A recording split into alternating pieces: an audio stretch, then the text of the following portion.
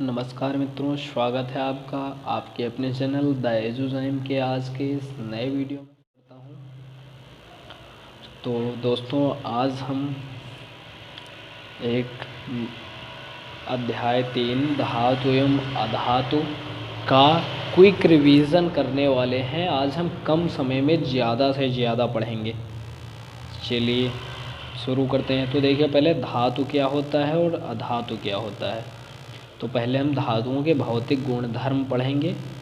देखिए, धातुओं के एग्जाम्पल यहाँ पर दिए गए हैं: iron, copper, aluminium, magnesium, sodium, lead, zinc आदि। तो ये सब धातुएं हैं। अब धातुओं के भौतिक गुणों के बारे में पढ़ेंगे। तो इनका एक भौतिक गुण बहुत इम्पोर्टेंट है, धात्विक चमक। सभी धातुएं चमकदार होती हैं, हमें याद रखना है, ठीक है। फिर अगला पॉइंट आपको याद रखना है कि सभी धातुएं कठोर होती हैं, केवल एक धातु को छोड़कर। द्रव धातु पारा, जो कि द्रव अवस्था में पाई जाती है, उसको छोड़कर बाकी सभी धातुएं कठोर होती हैं। फिर अगला पॉइंट याद रखना है कि सभी धातुएं आघातवर्धिता। आघातवर्धिता का मतलब पीटने पर बढ़ती हैं। तो धातुओं को पीटकर पतली चादर बनाई जा सकती है। फिर अगला पॉइंट याद रखना है तन्यता। धातुओं में तन्यता का गुण पाया जाता है। इसका मतलब धातुओं को खींचकर तार बनाया जा सकता है, तो यह गुण तन्यता कहलाता है। धातुओं को खींचकर तार बनाने का गुण तन्यता कहला जाता है। अब एक पॉइंट आपको यहाँ पर याद रखना है। देखिए, आश्चर्य वाली बात है, इसको याद भी रखना है कि 1 ग्राम सोने से 2 किलोमीटर लंबा तार बनाया जा सकता है। चलिए अगला पॉइंट देखते हैं। देखिए, हमें याद रखना है कि सभी धातुएं स्वचालक होती हैं और इनका गलनांक बहुत अधिक होता है। लेकिन जो है लेड, सीसा और मरकरी, ये ऐसी धातुएं हैं जो ऊष्मा की कुचालक होती हैं, अर्थात इनमें करंट नहीं बह सकती या धारा प्रवाहित नहीं हो सकती।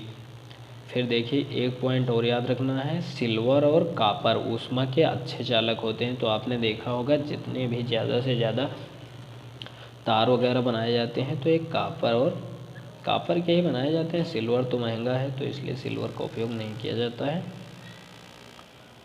अब फिर देखिए, यहाँ पर बताया गया है, आपने देखा हो गया कि जिस तार से आपके घर तक बिजली पहुँचती है उस पर पॉलीविनाइल क्लोराइड पीवीसी का रबड़ जैसी सामग्री की परत चढ़ी होती है। तो ये तार पर परत इसलिए लगाई जाती है क्योंकि विद्युत रोधी बनाया जा सके, इनसे करंट लगने से बचाव होता है। तो करंट नहीं लगता है पीवीसी की अगर रबड़ या इनको चढ़ा दिया जाता है तार के ऊपर, और तार को नुकसान होने से भी बचाया जा सकता है इस प्रक्रिया से। अब देखिए, एक गुण और है धातुओं की कि धातुएं जब टकराती हैं तो उनसे आवाज़ निकलती है, जिसका उपयोग स्कूलों में घंटे से देखा जा सकता है। फिर चलिए अधातुओं के बारे में पढ़ते हैं। तो अधातुओं के एग्जाम्पल दिए गए हैं: carbon, sulphur, iodine, oxygen, hydrogen, ये सब अधातुएं हैं। देखिए, ब्रोमीन ऐसी धातु है जो द्रव होती है। तो ये एग्जाम्पल आपको याद रखना है। वहाँ पर धातु में एक धातु थी जो द्रवावस्था में पाई जाती थी, पारा या मरकरी, तो उसको याद रखना है। यहाँ पर ब्रोमीन अधातु है जो द्रवावस्था में पाई जाती है। देखिए, यहाँ लिखा गया है, इसके अलावा सारी धातुएं या तो ठोस अवस्था में पाई जाएंगी या फिर द्रव अवस्था में। आप निश्चित रूप से इस निष्कर्ष पर पहुँचेंगे कि केवल भौतिक गुणों के आधार पर हम तत्वों का वर्गीकरण नहीं कर सकते। इसमें कई अपवाद हैं। उदाहरण के लिए देखिए, अपवाद बहुत ज़्यादा ज़रूरी हैं। परीक्षा में ज़्यादा से ज़्यादा क्वेश्चन अगर बनने की संभावना है तो इसी से बनेंगे। तो इन पॉइंट्स को हमें काफ़ी ध्यान से पढ़ना है। देखिए, यहाँ पर लिखा गया है, मरकरी को छोड़कर सारी धातुएं के कमरे के ताप पर ठोस अवस्था में पाई जाती है। कमरे का ताप मतलब 25 डिग्री सेल्सियस पर सभी धातुएं ठोस अवस्था में पाई जाती हैं, लेकिन मरकरी द्रव अवस्था में पाई जाती है, जिसका उपयोग थर्मामीटर में किया जाता है। तो इसको हमें याद रखना है। फिर देखिए, आपने पढ़ा है कि सभी धातुएं कठोर होती हैं, लेकिन यहाँ पर देखिए गैलियम और सीजियम का उल्लेख किया गया है। तो गैलियम और सीजियम ऐसी धातुएं हैं जिनका गलनांक बहुत ही कम होता है। इनको अगर हथेली पर लिया जाए तो ये आसानी से पिघल जाती हैं। तो ये अपवाद है, इनको याद रखना है। फिर देखिए, दूसरा पॉइंट यहाँ पर दिया गया है, आयोडीन अधातु होते हुए भी चमकीला होता है। देखिए, चमक किस में पाई जाती है? धातुओं में, लेकिन आयोडीन अधातु है फिर भी चमकीला होता है। तो ये अपवाद है, इसको याद रखना है। फिर तीसरा पॉइंट दिया गया है, कार्बन ऐसी धातु है जो विभिन्न रूपों में विद्यमान रहती है। प्रत्येक रूप को अपर रूप कहते हैं। तो कार्बन के अपर रूप जैसे हीरा है तो कार्बन का अपर रूप है, ग्रेफाइट कार्बन का अपर रूप होता है।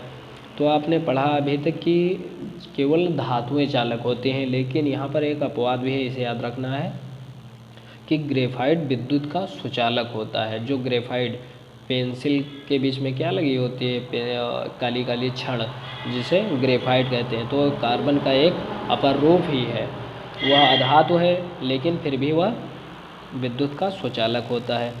देखिए, चौथा पॉइंट याद रखना है, क्षारीय धातु। क्षारीय धातुएं कौन सी हैं? लिथियम, सोडियम, पोटेशियम आदि। ये इतनी मुलायम होती हैं कि जिनको चाकू से भी काटा जा सकता है। तो अभी आपने पढ़ा कि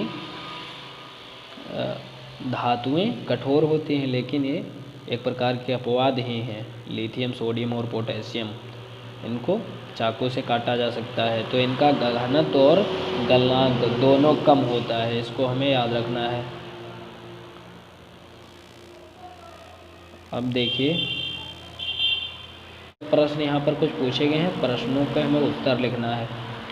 देखिए, यहाँ पर प्रश्न पहला है, ऐसी धातु का उदाहरण दीजिए जो कमरे के ताप पर द्रव होती है। तो पारा हो गया। फिर पूछा गया है, चाकू से आसानी से काटा जा सके। ऐसी धातुएं हैं लिथियम, सोडियम, पोटेशियम। फिर थर्ड पॉइंट है, ऊष्मा की सबसे अच्छी चालक क्या होती है? तो ऊष्मा की सबसे अच्छी चालक सिल्वर या कॉपर। फिर ऊष्मा की कुचालक, तो ऊष्मा की कुचालक धातु जो है कुचालक धातु पारा या मरकरी। अब देखिए, दूसरा क्वेश्चन पूछा गया है, आघातवर्ध और तन्य का अर्थ बताइए। तो आघातवर्ध का मतलब ऐसी धातु जिसको पीटा जाए तो वह बढ़े, तो उस आघातवर्ध बताएंगे। और यदि किसी धातु को खींचने से वह तार बन जाती है तो उसे तन्य, उस गुण को तन्यता या उस धातु को तन्य धातु कहेंगे। फिर देखिए अगला 3.2, धातुओं के रासायनिक गुणधर्म। तो इसके बारे में हम पढ़ते हैं। चलिए, धातुओं का वायु में दहन करने से क्या होता है? तो धातुओं को जब वायु के साथ जलाया जाता है तो उसके ऑक्साइड बनते हैं। देखिए, यहाँ पर लिखा गया है समीकरण, धातु प्लस ऑक्सीजन गिव्स आउट धातु ऑक्साइड। देखिए, यहाँ पर जब कॉपर को ऑक्सीजन के साथ अपक्रिया कराते हैं तो कॉपर ऑक्साइड CuO बनता है, इसे याद रखना है हमें।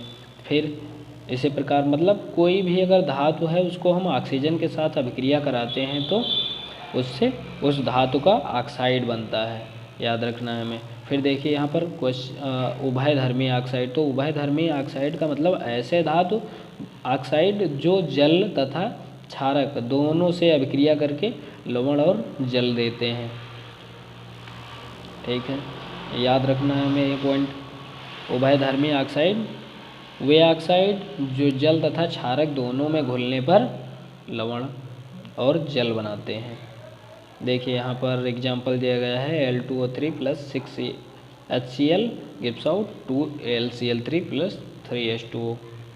फिर अगला देखिए example, Al2O3 + 2NaOH gives out 2NaAlO2 + H2O। तो देखिए, यहाँ पर दोनों कंडीशन में अगर हम HCl लेते हैं, अम्ल लेते हैं या क्षार लेते हैं, दोनों कंडीशन में लवण बनता है। यहाँ पर AlCl3 बनता है और नीचे वाले में सोडियम एल्यूमिनेट बन रहा है। तो ये एक प्रकार के उभयधर्मी ऑक्साइड हैं। फिर देखिए अधिकांश धातु ऑक्साइड जल में अघुलनशील हैं, लेकिन इनमें से कुछ जल में घुलकर क्षार प्रदान करते हैं। तो सोडियम ऑक्साइड एवं पोटेशियम ऑक्साइड निम्न प्रकार से जल में घुलकर क्षार प्रदान करते हैं। तो हमें ये भी पॉइंट याद रखना है कि कुछ धातु ऑक्साइड जल में घुलकर क्षार प्रदान करते हैं। देखिए Na2O को जब हम वाटर के साथ जोड़ते हैं तो यहाँ पर NaOH बनता है, और इसी प्रकार अगर K2O को हम लेते हैं जल के साथ में तो KOH बनता है, पोटेशियम हाइड्रोक्साइड। तो ये पॉइंट याद रखने हैं। फिर देखिए पोटेशियम तथा सोडियम जैसी कुछ धातुएं इतनी तेज़ी से अभिक्रिया करती हैं कि खुले में रखने पर आग पकड़ लेती हैं। इसीलिए क्वेश्चन देखिए पूछा जाता है कि पोटेशियम और सोडियम को कैरोसिन ऑयल में डुबो कर क्यों रखा जाता है। तो इनका कारण यही है कि ये बहुत ज़्यादा सक्रिय होती हैं, इन्हें खुले में रखने पर ये ऑक्सीजन से क्रिया करके आग पकड़ लेती हैं। ठीक है, इसको याद रखना है। फिर देखिए यहाँ पर लिखा गया है सामान्य ताप पर मैग्नीशियम, एल्युमिनियम, जिंक, लेड आदि जैसी धातुओं की सतह पर ऑक्साइड की पतली परत चढ़ जाती है। ऑक्साइड की यह परत धातुओं को पुनः ऑक्सीकरण से सुरक्षित करती है। आपने देखा होगा एल्युमिनियम की अगर दरवाजे वगैरह होते हैं तो उनके ऊपर कुछ दिन में धीरे धीरे उनकी चमक गायब हो जाती है, लेकिन उनके ऊपर एक परत चढ़ जाती है एल्युमिनियम की, जिसे Al2O3 या एल्युमिना कहते हैं। तो यह परत एल्युमिनियम को क्षयित होने से बचाती है। ठीक है, अब देखिए यहाँ पर लिखा गया है सिल्वर एवं गोल्ड अत्यंत अधिक ताप पर भी ऑक्सीजन के साथ अभिक्रिया नहीं करते। तो ये पॉइंट याद रखना है कि सोना और चांदी चाहे जितना ताप दिया जाए फिर भी ये ऑक्सीजन से अभिक्रिया इतनी जल्दी नहीं करते हैं। देखिए यहाँ पर एक पॉइंट दिया गया है एनोडीकरण। तो एनोडीकरण हमें ध्यान से पढ़ना है। एनोडीकरण में होता क्या है, एल्युमिनियम पर मोटी ऑक्साइड वाली परत बन जाती है, जिसे अभी मैंने बताया एल्युमिना या Al2O3 इनका फार्मूला होता है। तो जब हम एल्युमिनियम की छड़ लेते हैं और उसका एनोड बनाते हैं और इसको किसी विद्युत अपघट्य के अंदर रख दिया जाता है, तो कुछ समय बाद इलेक्ट्रोड के ऊपर एल्युमिनियम की परत चढ़ जाती है, जिसे एनोडीकरण कहा जाता है। तो एनोडीकरण की प्रक्रिया से हम एल्युमिनियम को क्षयित होने से बचा भी सकते हैं। फिर देखिए यहाँ पर दिया गया है कि मैग्नीशियम धीमी अभिक्रिया करता है और यह सोडियम की अपेक्षा कम अभिक्रियाशील है, लेकिन ऑक्सीजन में दहन करने से जिंक, आयरन, कॉपर तथा लेड की अभिक्रियाशीलता का पता नहीं चलता है। चलिए यहाँ पर कोई इम्पोर्टेंट पॉइंट नहीं है। फिर देखिए यहाँ पर धातुएं जब जल के साथ अभिक्रिया करती हैं तो क्या होता है। धातुएं जल से अभिक्रिया करके धातु ऑक्साइड तथा हाइड्रोजन गैस देती हैं। तो इस पॉइंट को हमें काफ़ी अच्छे से याद रखना है। और अगर धातु ऑक्साइड की पुनः जल से अभिक्रिया कराई जाए तो धातु हाइड्रोक्साइड बनता है। देखिए यहाँ पर दिया गया है पोटेशियम के साथ जल की अभिक्रिया जब कराई जाती है तो KOH धातु हाइड्रोक्साइड बन गया, और साथ में हाइड्रोजन गैस निकल रही है प्लस ऊष्मीय ऊर्जा। इसी प्रकार से अगर हम सोडियम से जल की अभिक्रिया कराते हैं तो NaOH सोडियम हाइड्रोक्साइड तथा हाइड्रोजन गैस बनती है, साथ में ऊष्मीय ऊर्जा निकलती है। फिर देखिए जल के साथ कैल्शियम की अभिक्रिया थोड़ी धीमी होती है। यहाँ उत्सर्जित ऊष्मा हाइड्रोजन के प्रज्वलित होने के कारण पर्याप्त नहीं होती।